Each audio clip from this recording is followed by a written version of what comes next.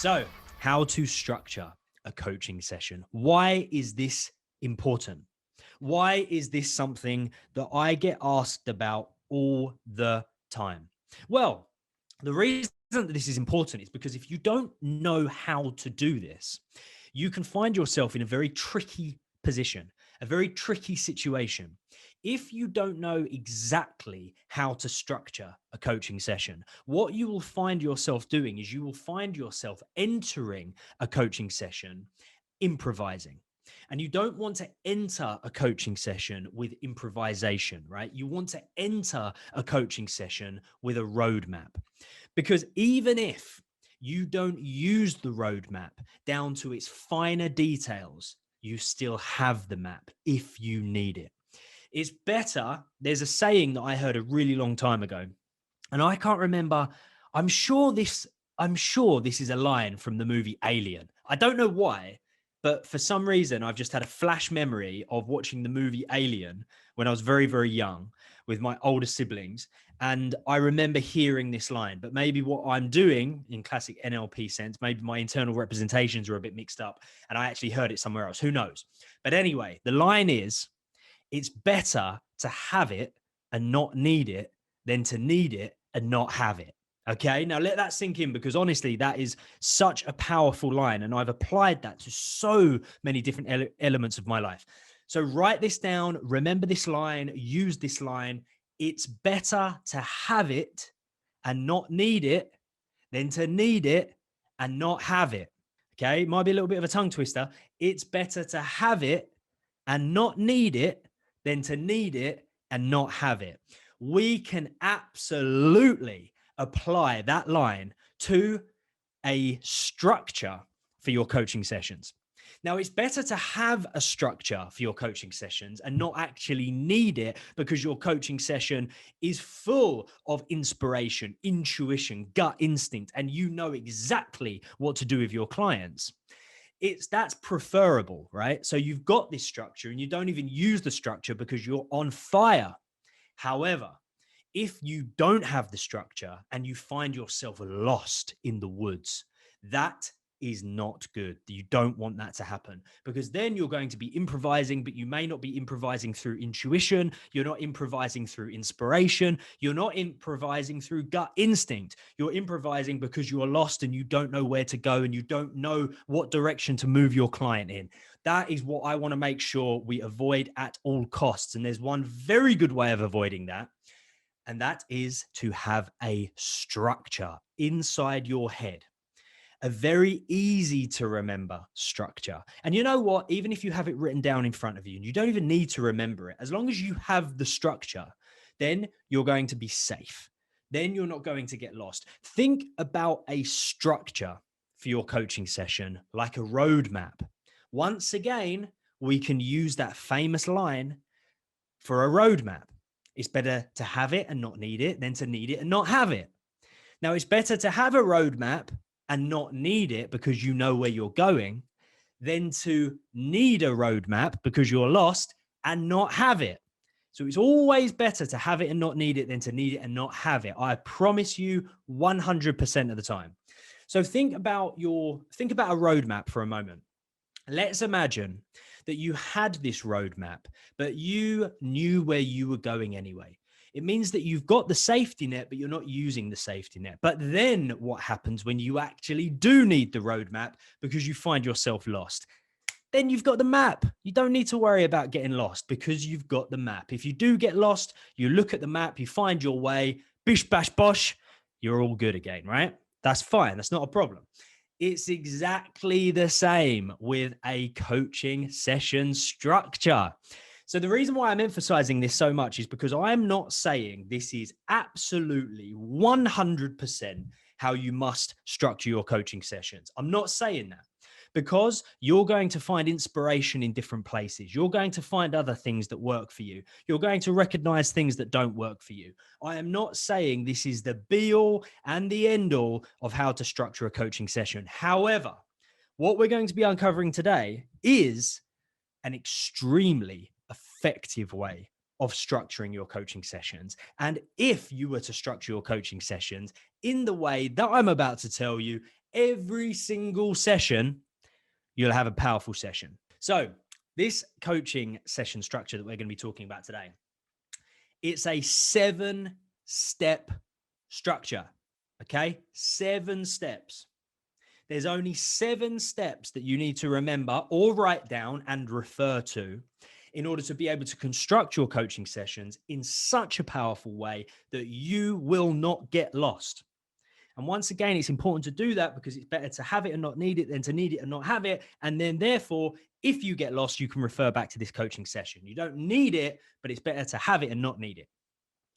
Right? So I feel like Willy Wonka at the moment, talking in his riddles and his rhymes, but it's so true. It's absolutely true, right? I'm not saying you need it, but it's better to have it and not need it than to need it and not have it, because you don't want to find yourself lost in the woods with a client who's just paid you good money for a coaching session. So step number 1, okay? 7-step structure, 7 steps to this. Step number 1, from the very first moment you sit down with your client, okay? From the very first moment, every single session, there is one thing that you want to start with, because focusing on this one thing will set the direction of the coaching session every time. You want to set your coaching session in a certain direction each coaching session. That direction is the direction of purpose. Step number 1 is purpose. Why are you here? Why are we having this coaching session? Why are we having this coaching session today? Why are we having this coaching session today at this time? Why is this the appropriate time for you to seek the help of a coach? Why are we here? What's the purpose? What's the reason? What's the driving force behind why this session is important? The reason is why that's step number 1. The reason as to why we start with that is because we always, we need to know, right? As the coach, we need to know. We couldn't possibly guess the reason, right, for that purpose. We can't guess the reason. We can't guess the purpose. We can't guess why our coaching client is there spending time with us, even if we can make a really solid, educated guess as to why they're there, as to what the purpose is, right? We can't and we shouldn't. We should never guess, never try to guess. We need to know the facts. We need to hear it straight from them as to why it is they have attended this coaching session. And the reason that we have to ask as well is because they might surprise us. Okay, we might sit back and think, you know what, this is the 10th session I've had with this client. I know exactly why they're here. I know exactly why they're seeking a coach. I know exactly what it is they intended to achieve. I know what their reason is. I know what their intentions are. I know what their purpose is. Still, never assume, never guess, because people change on a daily basis. Another reason why it's really important to start with that is because we must remind our clients as to why they're there, because this is a journey that they've gone on. And don't forget, even if you begin a journey with the greatest intentions, with all the energy in the world and all the focus in the world, if you begin a journey, it doesn't mean that you're going to hold on to that focus and that energy throughout the entire journey. You could lose your way. You could lose your energy. You could lose your focus and your sight. And we need to be reminded of that in order to keep driving forward and pushing forward towards a goal that may be difficult to achieve. So what we want to be doing every single session, step number 1, we remind our clients, what's your purpose? What's your why? What's your reason? What's your intention? What's your motivation? What's your driver? Why are you here? Okay. Why are we here doing this? What's the reason? What's the purpose?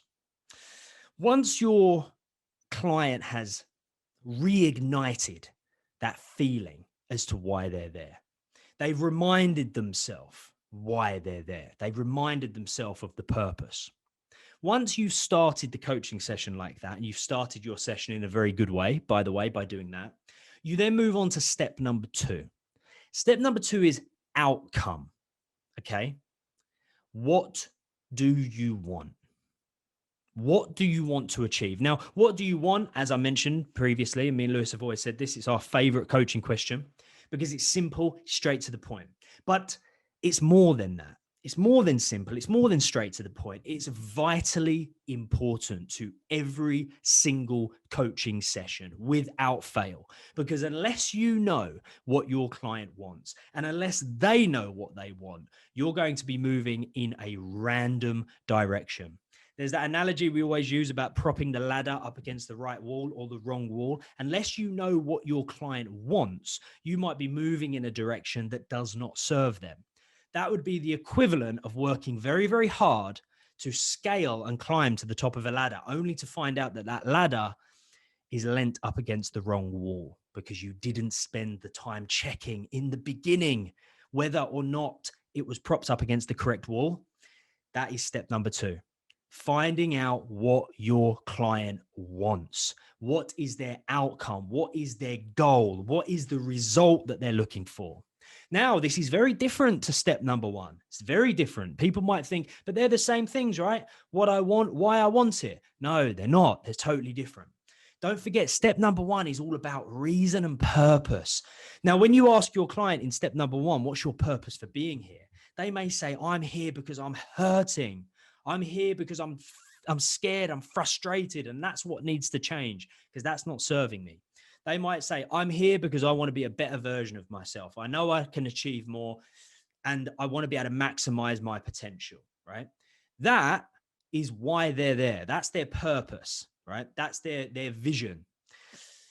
What they want is something different because what they want has to be something more specific, okay? What they want is literally what it is that they want. It's not chasing a feeling. It's not chasing an emotion. It's something that we want to be able to achieve. It's something that we want to be able to complete together. It's a destination that we want to be able to reach. There's a reason why I say that, right? Now, some people might be listening to this and thinking, oh yeah, but surely there's lots of things out there which is just an ongoing journey. There are things that we never quite reach. There's things that we never quite complete. Like, for instance, the journey of intellect. Okay. Learning, studying, growing. It never quite ends. It always goes on. But don't forget what step number 2 is called. Step number 2 is called outcome, right? Now, the reason that it's called outcome is because there is going to be an outcome regardless of what happens, right? Regardless of our coaching, there will be an outcome, right? Your clients will progress, get older, move forward day by day, and eventually they will experience an outcome.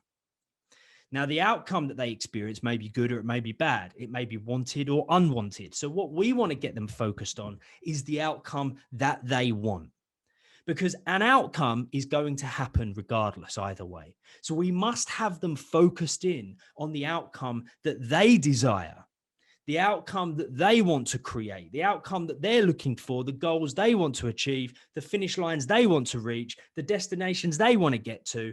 We have to get them fully and firmly focused towards what it is they want. Now, a little tip for you here. Now, I'm sure a lot of you experienced coaches are going to think, well, I know that's obvious, but listen to this carefully, because even when you know this, it's easy to fall into a trap of allowing your client to slip down this slippery slope. I no longer want to be angry. That's not an outcome.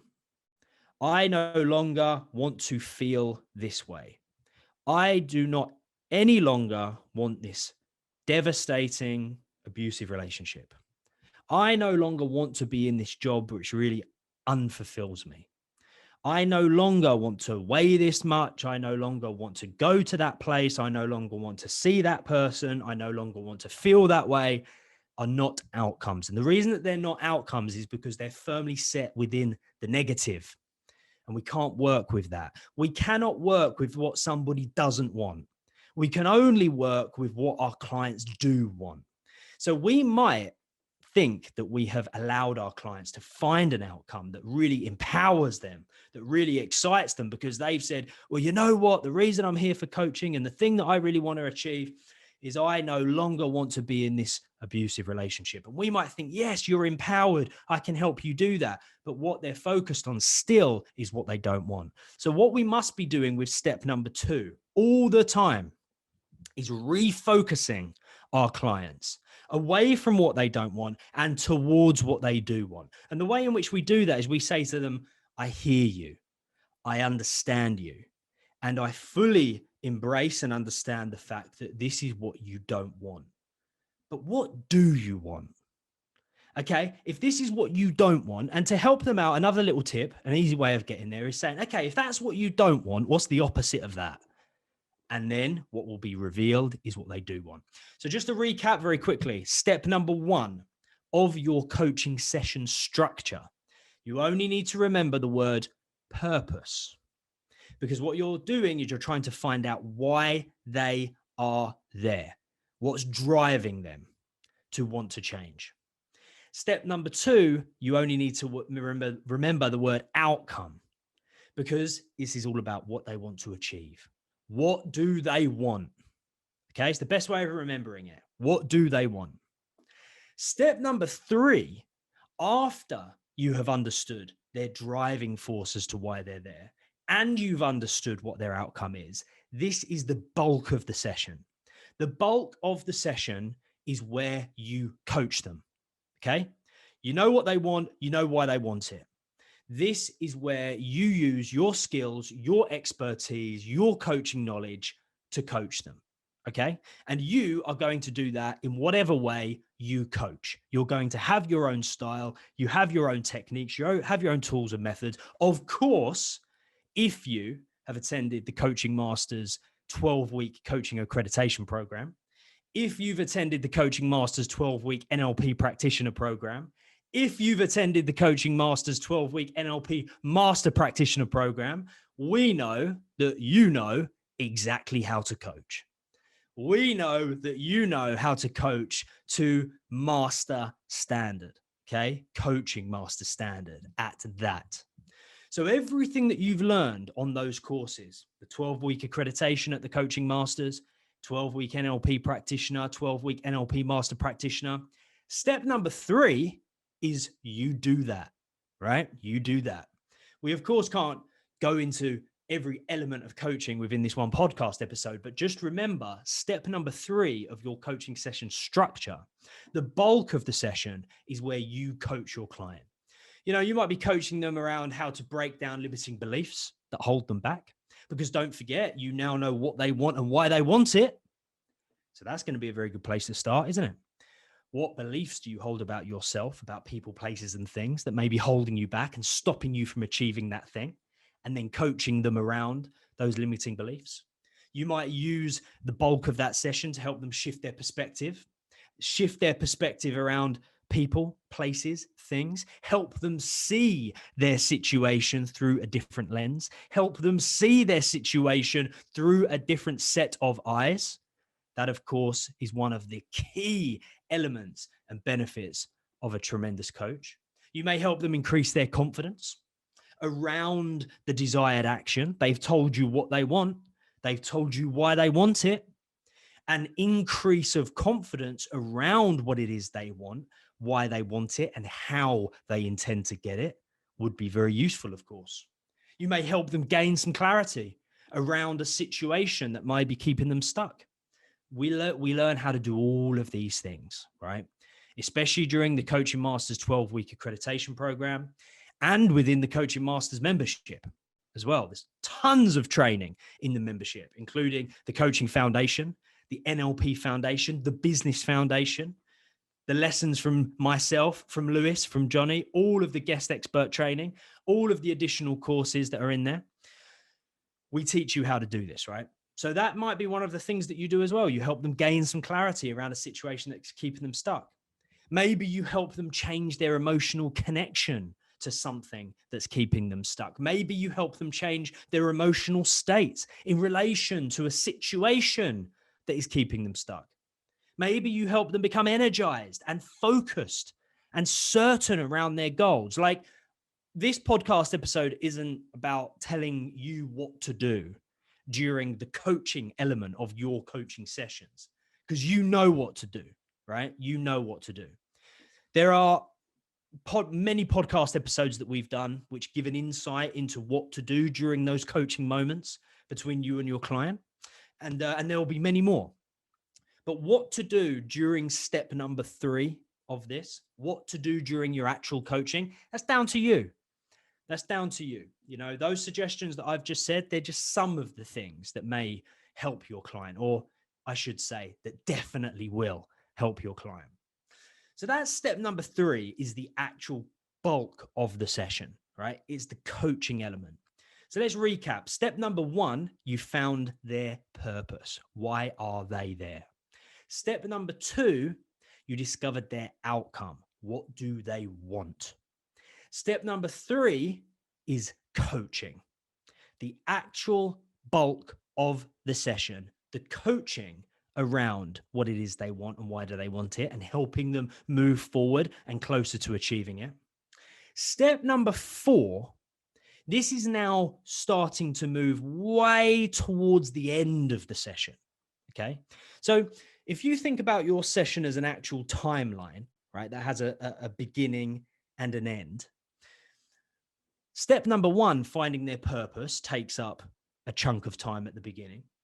Step number 2, discovering what it is they want, takes up a bit more of a chunk of time at the beginning. Step number 3, which is coaching your client, takes up the majority of the line, which is the bulk of the session. And step number 4, which is action. What actions do you need to take to move you closer towards that goal? Now is starting to move closer towards the end of the session, because coaching took up the bulk of the session. So step number 4, after you have found out why your client is there, what it is they want, and you've helped coach them around the subject, you then move on to actions that they can take to help them drive even closer towards their desired outcome. And there's a reason why action is a step all on its own. And that is because exploration is fantastic. Realization is fantastic. Shifting perspectives is fantastic. Gaining clarity is fantastic. Becoming more focused is fantastic. Changing your emotional state is fantastic. And all of that stuff utterly falls short if action has not been taken. If your client does not take actual action towards what it is they want to achieve, towards what it is they want to create, then nothing really in the long term is going to change. There could be small temporary changes, and there could be internal changes, which are very powerful when someone changes something within them. But we must encourage our clients to take action. We must.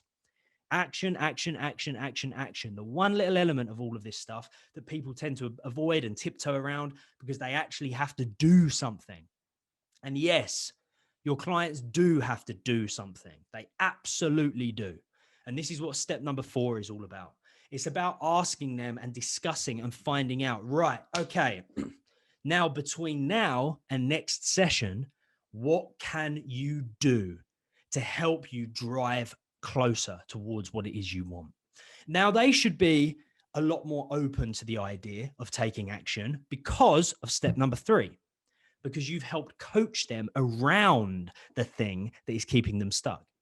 You've helped coach them around those blockers that are stopping them from achieving their goals. So now they should be a lot more open and a lot more receptive around what action they need to take. And you want to highly encourage that. You want to seriously encourage that. You want to promote it. You want to encourage it. You want to really, really ramp up step number 4. Because if your client can take massive action between now and next session, they are going to attend the next session a good level higher than what they were during this session. They're going to have moved closer towards what it is they want to achieve. They're going to be feeling better. They're going to be they're going to be clearer. They're going to have more clarity. They're going to have more focus. They're going to have better internal representations. They're going to have stronger emotional connections, and their all-round emotional state and quality of life will be better than the week before because they have taken action towards their goal. So that's step number 4. What are the actions that you can take between now and next session, which will help you move closer towards your goal? Then step number 5 is takeaway. Okay. Just remember the words takeaway. This is reminding your client as to what's been useful throughout the session. What is the biggest takeaway, the most useful takeaway for you throughout this session? What has been the most useful thing about this session? Wherever you ask that right question, whether it's at step number 5 or step number 7, whether you want to move it right to the end, right? It doesn't really matter. As long as after you have discovered their purpose, you've discovered their outcome, you've coached them, and you've set some action steps, as long as it's after that, you want to be asking, what was the biggest takeaway for you during this session? What was the most useful thing? There's a reason as to why this has a step all by itself. And that is because it is vitally important to guide your client's attention towards what has been useful. Because if you ask your client, what was the most useful thing about this session? They have to answer that question. Their mind immediately focuses on the things that they found useful. And that's going to be very useful for them because it's going to remind them as to why the coaching session was useful. It's going to remind them as to what it is they need to do. It's going to give them that boost of motivation. And also, it's going to put you in a very good light as well, because they're going to be reminded as to why this was a good coaching session. So let's recap quickly. Step number 1, you ask and you find out their purpose. Okay. Step number 1 is purpose. Why are you here? Step number 2 is outcome. What do you want? Step number 3 is coaching, which is where you coach them throughout the bulk of the session. Step number 4 is action, which is where you put together a bit of an action plan and you create some action steps that they can take between now and next session. Step number 5 is takeaway. What was your biggest, most useful, most impactful takeaway from what we have done so far? Step number 6, which is absolutely vital, is accountability. Okay. Now, accountability is one of the most crucial elements of coaching. It's one of the reasons why coaching is highly valuable. And it's one of the reasons as to why every successful person around the world has a coach. It's the reason as to why very successful people, wealthy people, happy people, people that have achieved a lot in their life understand the value of investing within themselves. They understand the value of investing into a coach, a guide, a mentor, whatever you want to call it, right? Depending on the type of coaching, mentorship, guidance that you do, therapy also, right? People who perform at a high level, they want to dabble in a bit of all of those, right? But there's a reason. And accountability is one of those main reasons, right? It's one of those big top dog reasons. When we are accountable to another person or a group of people, we are so much more likely to do what needs to be done and take action and change. What the statistics are, I haven't got a fucking clue, right? Even if I said, if you become accountable to someone, you're 10 times more likely to take action, I don't think that would even be doing it justice. It's probably more like 100 times more likely. You know, if you say to yourself, right, tomorrow I'm going to get up really early in the morning. I'm going to go for that run. I'm going to plan my day. I'm going to fucking have a great, morning routine. I'm going to do this, and do that, right? You are a lot less likely to do that than if you announced it to the world, or you at least announced it to your coach, and your coach then held you accountable for the things that you said you were going to do.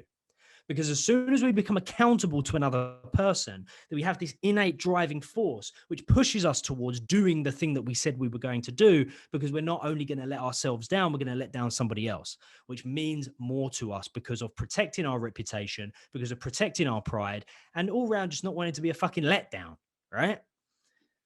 So accountability is step number 6. Asking your client, how can you be accountable to me? Okay. How can I keep you accountable? Between now and next session, what would really work for you? Okay. What would work for you? How can I keep you accountable? Now, they will give a suggestion, but if they don't, you can give some suggestions. What about if I checked in with you? What about if I text you? What about if I called you? What about if I expected you to send me a picture, send me a video, send me a WhatsApp, send me an update? What about if I expect to see something next session, some sort of result, something tangible, something we can look at, something that we can hold, something that we can discuss? I want to know exactly how I'm going to know how you did this task. I want to know, and I want to see, I want to feel, I want to hold a tangible result. And I'm expecting it, right? Before the next session, or midway through this week, or midway through this month. I'm expecting to see it.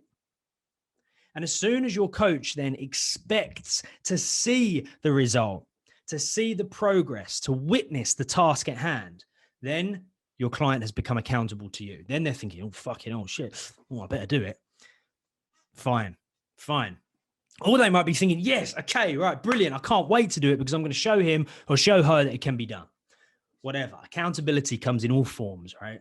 Accountability comes in so many different forms. It'd be impossible to talk about all of them, even in just one podcast episode on its own. But that is step number 6.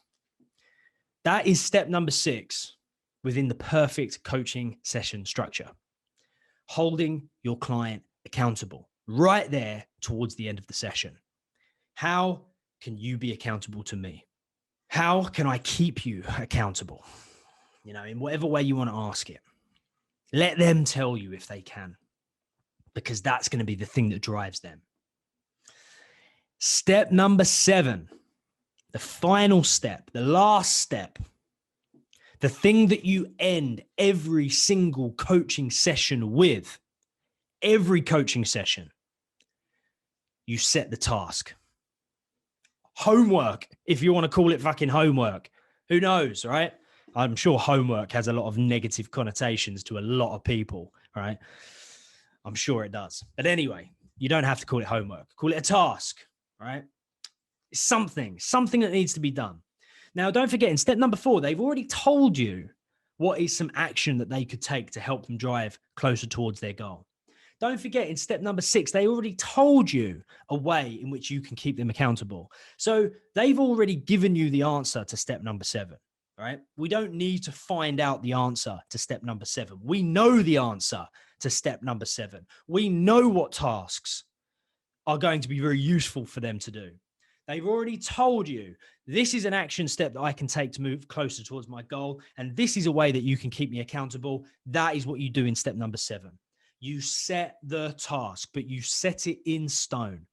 And you say, right, brilliant. Well done today. Fantastic. You've really worked hard. We've discovered some incredible things. We've moved through some amazing realizations.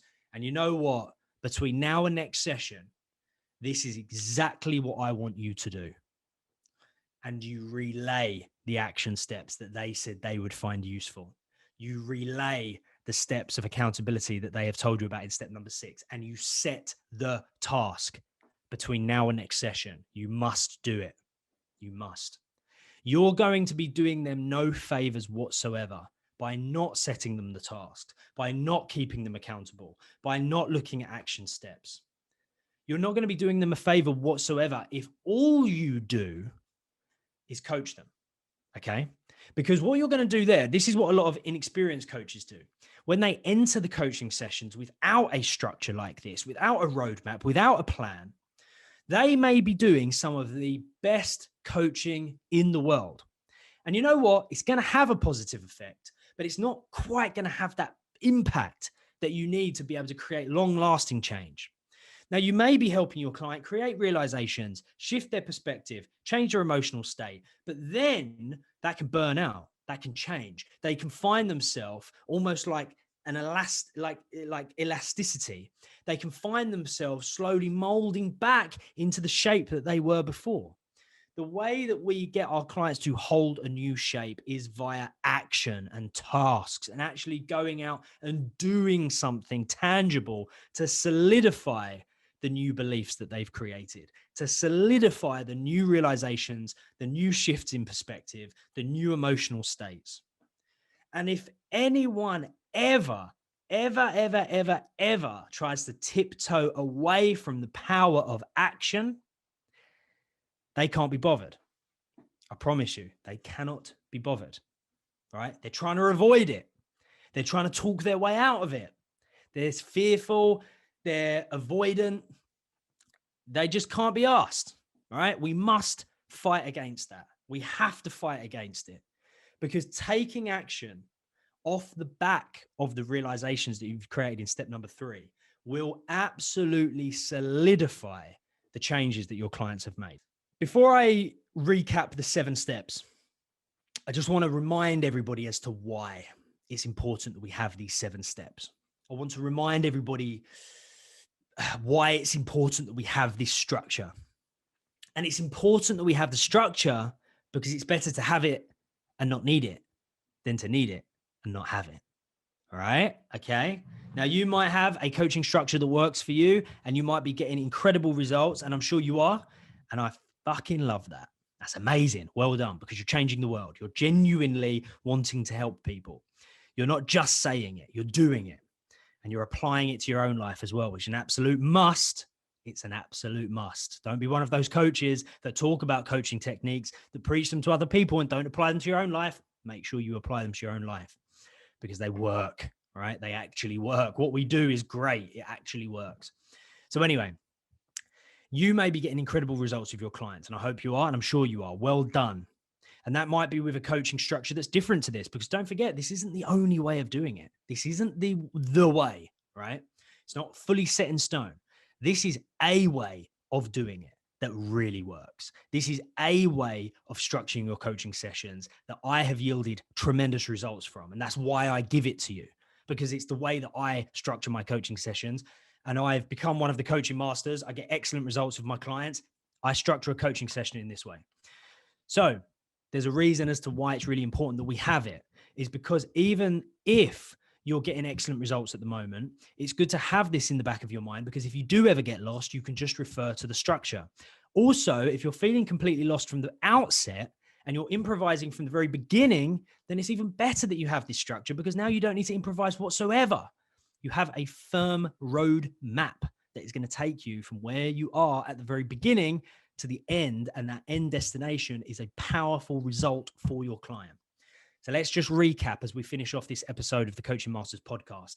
Step number 1, you open every single coaching session by asking your client, what is your purpose? Why are you here?